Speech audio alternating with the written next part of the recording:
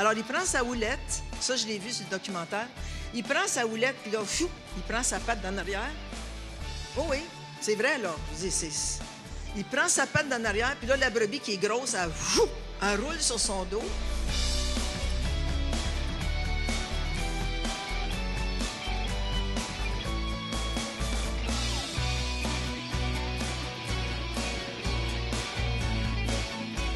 Dieu a tant aimé le monde. Ce soir, les malades vont être guéris. Et c'est Jésus de Nazareth qui va les guérir. Bienvenue à l'émission Réveil aujourd'hui. Je suis avec mon épouse Louise. Bonjour. Et on a une émission assez remplie, Louise, aujourd'hui. On va entendre une femme enseigner la parole de Dieu. Et c'est toi-même qui Oui, enseignes sur Jéhovah Raha. Oui. Ça veut dire l'Éternel est mon berger. Oui. Amen. Fait que c'est très important. Et aussi, on va entendre un témoignage de quelqu'un qui n'a jamais connu son père, Thérèse, qui est devenu révolté, qui a été dans la drogue, l'alcool, et même, elle a eu un accident de voiture où elle a tué 2 personnes. Elle a fait 1 an de prison. Et vous allez voir comment qu'elle a été transformée lorsqu'elle a décidé de donner toute sa vie à Jésus. C'est pour ça qu'on vous encourage aujourd'hui, donnez-lui toute votre vie. Vous n'avez absolument rien à perdre. Vous savez, Jésus est vivant et Jésus veut vous toucher. Il est le bon berger, Oui, Louise. c'est de ça que tu vas parler. Oui, je vais parler de ça, mais c'est justement quand on lui donne toute notre vie qu'il devient notre berger. Puis un berger prend soin de ses brebis. C'est donc On vrai, va le voir dans l'enseignement que le berger aime ses brebis, il en prend soin et les brebis restent près de lui parce qu'ils se sentent en confiance. Amen, Alors, amen, quand on amen. lui donne notre vie, puis on le fait, nous, il y Oui, a plusieurs oui, oui, années, on lui a fait confiance avec notre vie, puis il ne nous a jamais laissé tomber. Ça fait 44 ans qu'on est sauvés, qu'on a accepté le Seigneur Jésus. Puis je vous dis que c'est un Moi, Dieu ça fait merveilleux. 45. C'est 45. 44 et demi, mais c'est bon. C'est un Dieu merveilleux. Mais c'est quand même bon de savoir qu'il y a quelqu'un qui nous aime. Amen. Heather n'a pas connu, elle, son père comme ça. Et c'est pour ça qu'elle ne pouvait pas recevoir l'amour d'un Père céleste. Mais le jour où elle lui a ouvert son cœur, elle a été transformée. Puis combien de personnes n'ont pas eu l'amour d'un père?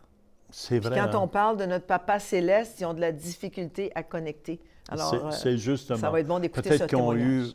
ils ont été mal aimés par leur père terrestre. Oui. C'est pour ça que ça va être important. Écoutez bien l'enseignement de Pasteur Louise.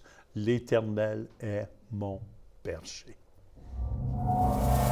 Alors, ce soir, on fait un face-à-face avec le Dieu Jéhovah Raha. Dis à ton voisin, Raha. Pas ha-ha. Raha, c'est mon berger. Jéhovah, mon berger. Alors, qu'est-ce qu'un berger? Est-ce qu'il y en a ici qui ont déjà été bergers ou que vous connaissez un berger, que vous avez déjà vu un berger, une bergère, des troupeaux, des moutons? En Israël, non, au Canada. Oui? Bon. Alors, on n'est pas très, très familier avec le berger parce qu'on n'en voit pas beaucoup ici au Canada des moutons. Mais en fait, le berger, c'est le métier le plus ancien de la planète. OK? Aujourd'hui, sur la Terre, il y a plus de 1 milliard de moutons domestiques, donc la majorité se trouve en Australie, en Nouvelle-Zélande et en Chine. Les moutons sont recherchés pour leur lait parce qu'ils font du bon fromage et leur viande, leur peau et leur laine. Alors, c'est un animal qui est très prisé ou qui est très recherché pour tout ce qu'il peut nous apporter.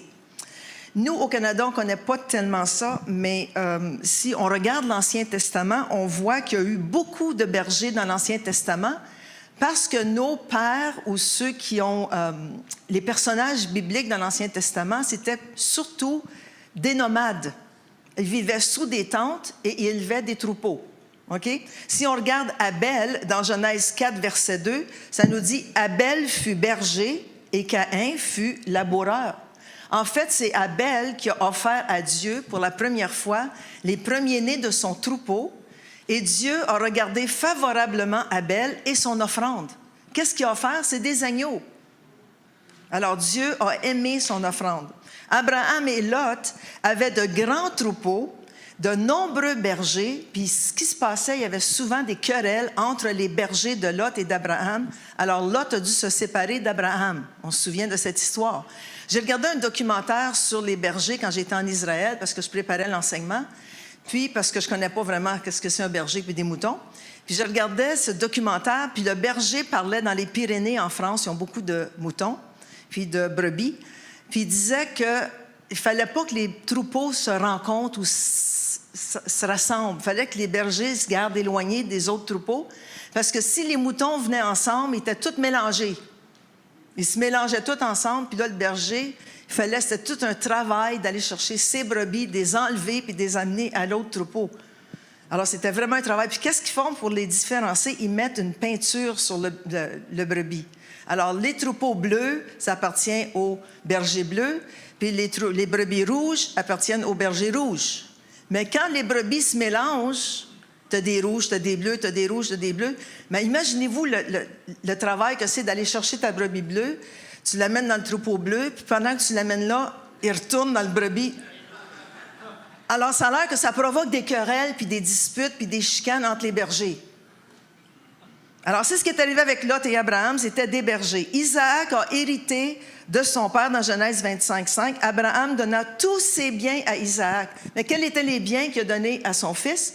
Les troupeaux, les bergers, les tentes et tout ce qu'il avait ramassé de butin pendant sa vie. Alors, il était très, très riche. La richesse d'un homme à ce moment-là, c'était le nombre de ses brebis ou de son troupeau. Jacob a gardé les troupeaux de son beau-père Laban pendant 20 ans et a formé ses propres troupeaux à lui, on se souvient. Les 12 fils de Jacob étaient aussi des bergers. Ça nous dit dans Genèse 46 au verset 34, quand Pharaon a demandé aux 12 fils de Jacob, « Mais qu'est-ce que vous faites dans la vie? » Qu'est-ce qu'ils ont dit? « Tes serviteurs ont élevé des troupeaux depuis notre jeunesse jusqu'à présent, nous et nos pères. » Alors, c'était eux aussi des bergers. Moïse, dans Exode 3, verset 1, Moïse faisait paître le troupeau de Jéthro, son beau-père, sacrificateur de Madian. Alors, il y a eu tout un troupeau quand il est allé en Égypte. 1 million de personnes. Alors, les petites brebis de son beau-père, c'était rien à comparer du troupeau qui est sorti d'Égypte avec Moïse. Hein, on parle des hommes. Puis des fois, les moutons, c'est mieux que des hommes. C'est moins de trouble. On a David aussi, que quand il était jeune, dans 1 Samuel 16, verset 11, il reste encore le plus jeune en parlant de David, mais il fait quoi? Paître les brebis. C'était un berger. C'est lui qui a fait le plus beau psaume dans tous les psaumes, c'est le psaume 23, qu'on va voir tantôt, qu'on appelle le psaume du berger. Aussi, le prophète Amos. Le prophète Amos était un berger de Tekoa. Okay? Alors, même les prophètes étaient cherchés dans la bergerie ou derrière les moutons. Puis dans le Nouveau Testament, à qui est-ce que les anges ont annoncé la naissance de Jésus? À des bergers qui passaient la veille des nuits dans les champs à Bethléem. Alors, le berger a une signification très importante dans la Bible, dans l'Ancien Testament et aussi dans le Nouveau Testament.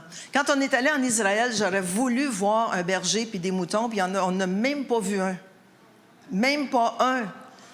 L'année passée, oui, en 2011, quand on est allé, on a vu beaucoup de moutons, on a vu beaucoup de bergers. Madeleine, tu te souviens? Mais c'est surtout sur le côté de l'autre côté, la Jordanie. Alors, Jéhovah, ce soir, le Jéhovah Ra-A, c'est notre berger. Regardons ensemble dans Isaïe 40, c'est une prophétie du prophète Isaïe au verset 10a. Ça nous dit...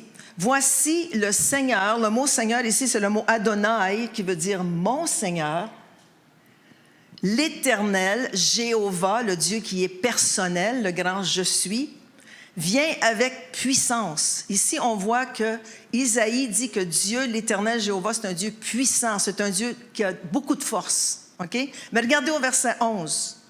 Comme un berger, Raha, comme un berger, il paîtra son troupeau, il prendra les agneaux dans ses bras. Alors, un Dieu puissant qui est comme un berger.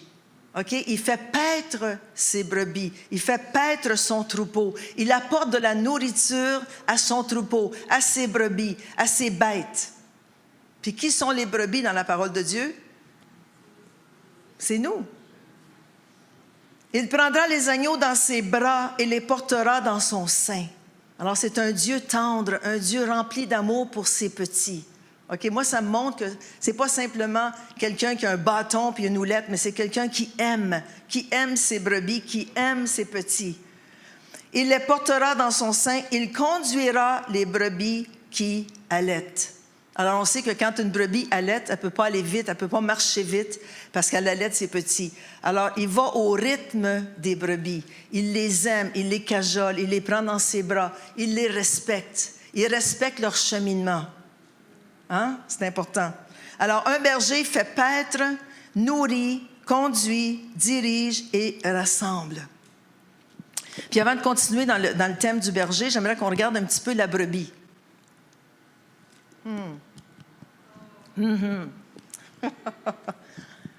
Oh, il est cute, hein? Oh. Alors, qu'est-ce que la brebis? La brebis, c'est une bête sans intelligence et sans défense. J'ai lu tous les commentaires, puis plusieurs commentaires disent que c'est une bête stupide. Mais j'aime pas le mot stupide. Mais c'est une bête qui n'a pas de sens.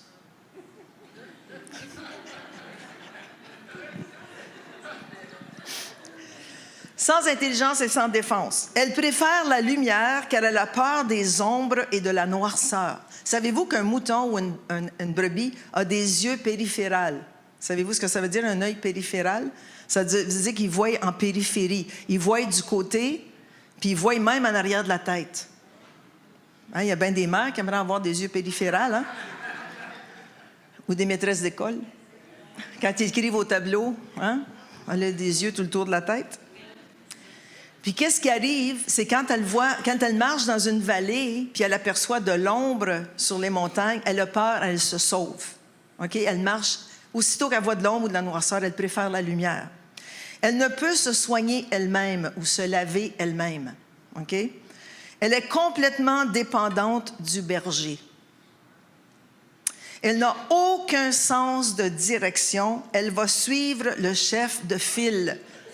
Alors, si la brebis qui est en avant, c'est pour ça qu'ils ont besoin d'un berger. Parce que si la brebis qui est en avant, la brebis de file qu'on appelle, commence à tourner en rond, qu'est-ce que vous arrivez? Toutes les brebis vont tourner en rond. Toutes les brebis vont tourner en rond jusqu'à ce que le berger dise « Ah, puis là, la brebis va suivre.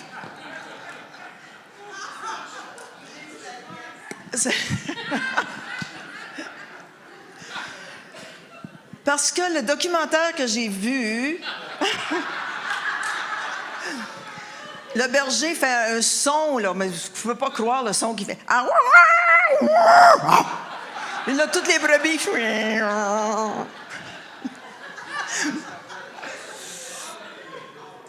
Je suis assez contente d'avoir regardé ce documentaire. Mais c'est pour ça que les bergers ont besoin des chiens bergers. Parce que quand ils parlent aux chiens, on entend dire, il y en a une là-bas, là. Là, le chien parle, puis il rassemble les brebis qui sont lousses, OK, qui sont loin, qui sont éloignées. Alors, c'est bon que le berger ait ses chiens. Il y a souvent 2 chiens. Puis aujourd'hui, les gens ne veulent plus être bergers. Ils ne veulent plus être bergers, alors ils doivent les attirer en disant, on va vous fournir des chiens, on va vous fournir la roulotte, on va vous fournir... Parce que c'est un métier qui est très, très difficile. OK? Alors, toutes les brebis ont tendance à se tenir à proximité les unes des autres. Quand tu vois des brebis marcher, ils marchent toutes collées une sur l'autre. OK? Je ne sais pas s'ils sont tricotés ensemble quand ils marchent, mais ils marchent toutes collées les unes à côté des autres, à proximité. Alors, c'est la même chose avec nous, les chrétiens. Il faut se tenir ensemble. Il faut se tenir unis ensemble et marcher ensemble dans la même direction au son de notre berger, au son de celui qui nous appelle. Ils ont aussi des forts liens affectifs qui peuvent être tissés avec elle et les êtres humains qui s'en occupent. Alors souvent, le berger que j'écoutais sur le documentaire, il n'avait un petit agneau qu'il aimait beaucoup puis qu'il avait donné un nom. Puis ils disent qu'au cours des semaines, au cours des mois, ils peuvent même apprendre leur nom, les brebis ou les agneaux. Alors quand il appelait la petite brebis, elle venait du sud vers lui. Alors ils peuvent être domestiqués, OK? Puis ça prend du temps là, parce qu'ils sont un peu stupides et sans intelligence. Mais quand ils sont apprivoisés par le berger, ils développent un lien affectif, OK? C'est pour ça que tu ne peux pas tuer l'agneau que tu aimes. J'ai su aussi, j'ai lu beaucoup de choses là-dessus. Wikipédia, il y a à peu près 6 pages de choses pour les moutons. Quand un agneau vient au monde, s'il est dû pour la boucherie, il le castre. Savez-vous ce que ça veut dire, castrer? OK. Même vous êtes des brebis intelligentes. Puis ceux qui ne sont pas destinés à la boucherie gardent leur appareil. C'était juste un à côté, un petit apostrophe. Ça m'intéressait.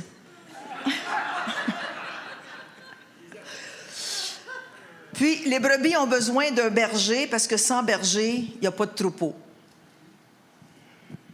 Parce que tu vois des brebis tout seul, ces montagnes, il n'y a pas de troupeau. Ça prend un berger pour les rassembler. Alors, c'est la même chose avec les chrétiens. On a besoin de direction.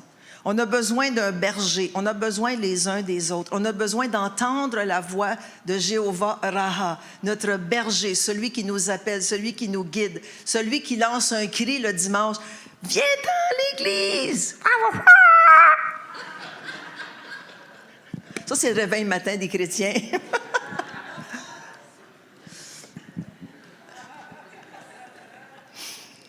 Ça me fait penser une fois, il y a une mère de famille qui réveille son fils, c'était le temps d'aller à l'église. Elle dit « Réveille-toi, c'est l'heure de partir pour l'église. »« Je veux pas y aller. »« Oui, il faut que tu ailles. »« Non, je veux pas y aller.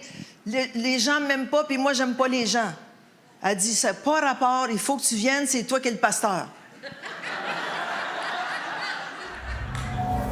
Merci, Louis, c'était bon. Et si vous avez besoin de direction, écoutez bien, il y a juste une direction à prendre et c'est ce chemin qui est Jésus-Christ. Et quand on lui donne toute notre vie, on est transformé, Louis. Oui, on embarque sur le bon chemin. On embarque sur le bon chemin. Parce que le chemin est étroit, puis quand on le trouve, il faut rester sur ce chemin.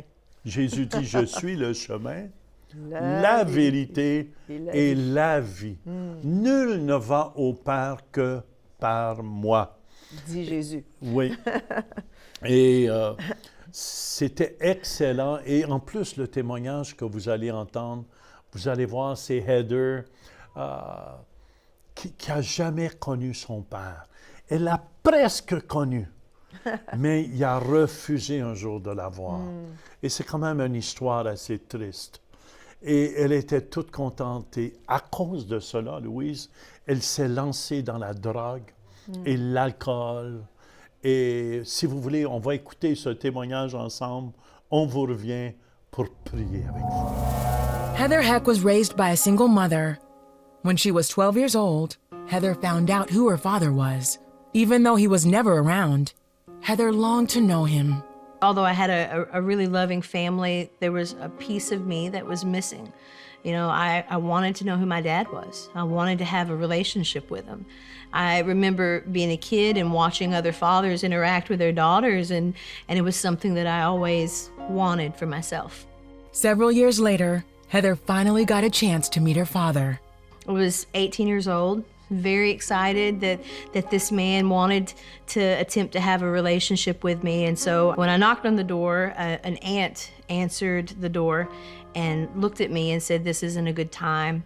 And about that time, I saw my father walk behind her through the hall, look at me, and continue to walk by. And for whatever reason, he didn't want to see me. And after that night, I stopped trying. And it began to spiral, all of these feelings that I had bottled up for years, just feeling like I wasn't good enough, that I wasn't worthy to be loved, the feeling of being rejected.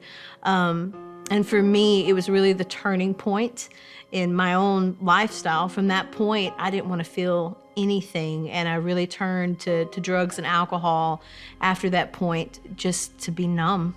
Heather had grown up in the church and learned about God's love for her. But her drug and alcohol abuse had blinded her to what she knew to be true. So I didn't have to deal with the hurt or the brokenness or even deal with all of these emotions about my father or just feeling inadequate.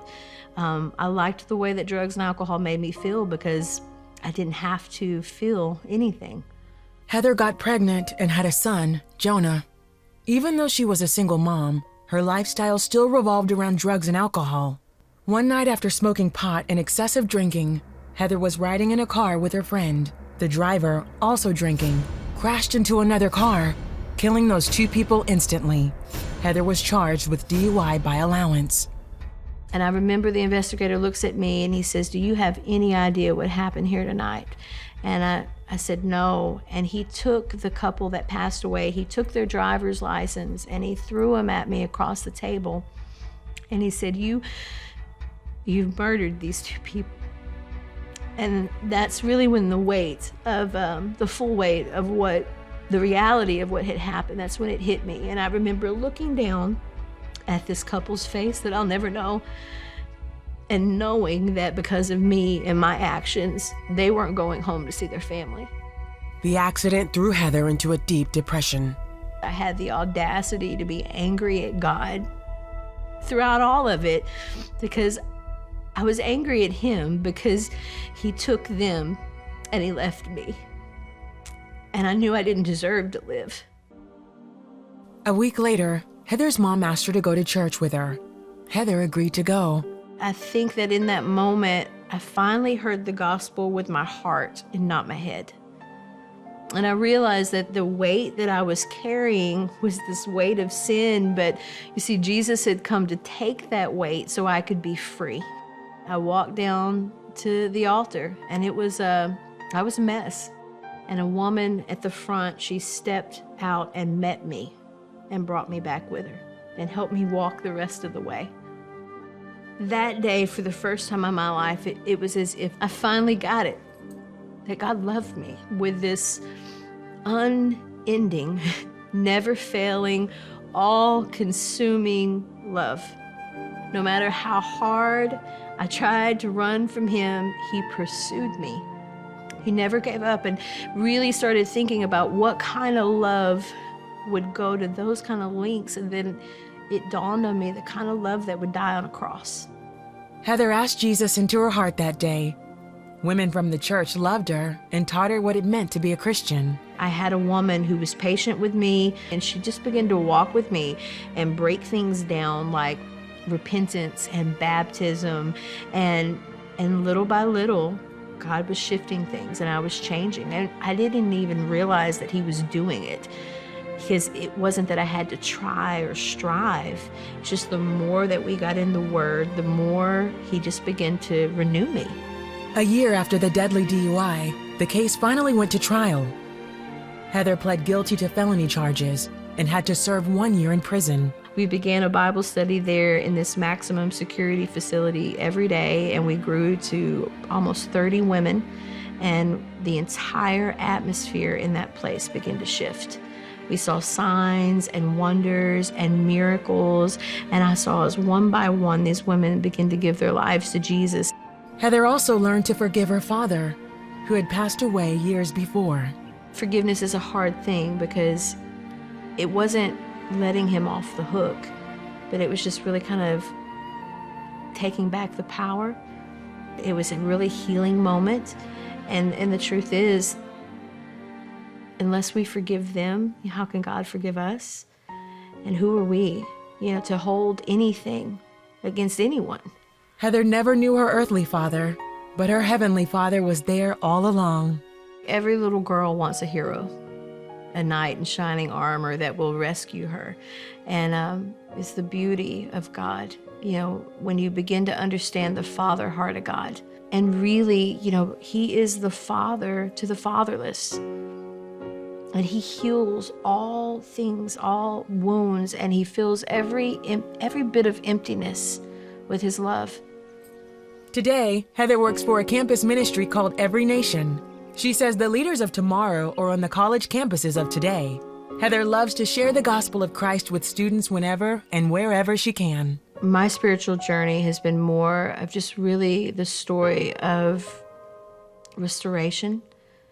You know, I know that many times we think about the cross, we just think about salvation, but the thing is, the cross doesn't just bring salvation, it brings restoration. And looking back at my life and the mess that was there, you know, the one thing that sums up what Jesus has done is he has restored everything that was broken. C'est vraiment un beau témoignage. Merci Heather de ce qu'elle a partagé. Puis tu sais, Jean, que Dieu nous rencontre peu importe où nous sommes. Parce qu'elle était en prison et Dieu l'a rencontrée là, dans sa cellule. Oui, parce que quand tu fais Dieu ton berger, Oui. l'Éternel est mon berger, je ne manquerai de rien. Peu importe où vous êtes. C'est pour ça qu'on vous encourage toujours.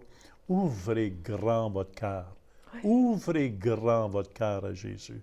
Dites, Jésus, prends toute ma vie aujourd'hui. Pardonne tous mes péchés. Je t'accepte aujourd'hui. Amen. Amen. Et si vous êtes malade, placez votre main là où vous avez mal. Amen. On va prier pour vous aussi. Amen. Et je commande au nom de Jésus-Christ à toute maladie dans les cœurs. Par le puissant nom de Jésus-Christ, je commande à toute souffrance de lâcher prise au nom de Jésus-Christ. J'arrache toute forme de mal dans vos corps par le puissant nom de Jésus. Amen, amen, amen. Parce que Jésus, c'est le plus grand médecin. Oui. C'est lui qui guérit miraculeusement. Amen. C'est pour ça que j'encourage les gens à la maison. Oui. Faites un pas de foi présentement. Amen. Bougez. Faites ce que vous ne pouviez faire. Si vous aviez de la difficulté à pencher, penchez-vous. Et ce Jésus, c'est lui qui guérit. Amen. Laissez-nous le savoir, qu'est-ce qui se passe dans votre santé. Écrivez-nous, téléphonez ici au Centre Réveil. Ça va nous faire plaisir. Amen, de recevoir vos appels et d'entendre vos témoignages aussi. Puis on encourage aussi les gens à venir au Centre Réveil. On a un campus à Québec, au Grand Times, au Lac-Saint-Jean aussi, puis aussi ici à Ottawa, pour tous ceux qui veulent venir nous voir. 1080 rue Saint-Pierre, Ottawa, service 9h et 11h. Mais Québec et Lac-Saint-Jean, c'est service à 11h le dimanche matin. Oui. Et en tout cas, c'est tout le temps qu'on a aujourd'hui. J'espère que vous avez aimé l'émission. Soyez une bénédiction aujourd'hui autour de vous. Amen. Cette émission vous a été présentée par le Centre Réveil International. Nos rencontres ont lieu les dimanches à 11h à Ottawa, 1080 rue Saint-Pierre, à Québec, 5100 boulevard des Galeries et à Métabetchouan au Lac-Saint-Jean. Venez expérimenter une louange contemporaine suivie d'un message dynamique de la parole de Dieu. Nous prions pour les malades à la fin de chaque rencontre. Vous pouvez devenir partenaire de l'émission Réveil en faisant un don mensuel de 20 $ ou plus par Visa ou Mastercard par le biais de notre site web ou en nous faisant parvenir un chèque par la poste. Pour plus de renseignements, visitez notre site web centreréveil.com ou composez le 1-877-273-8345. Merci de votre soutien.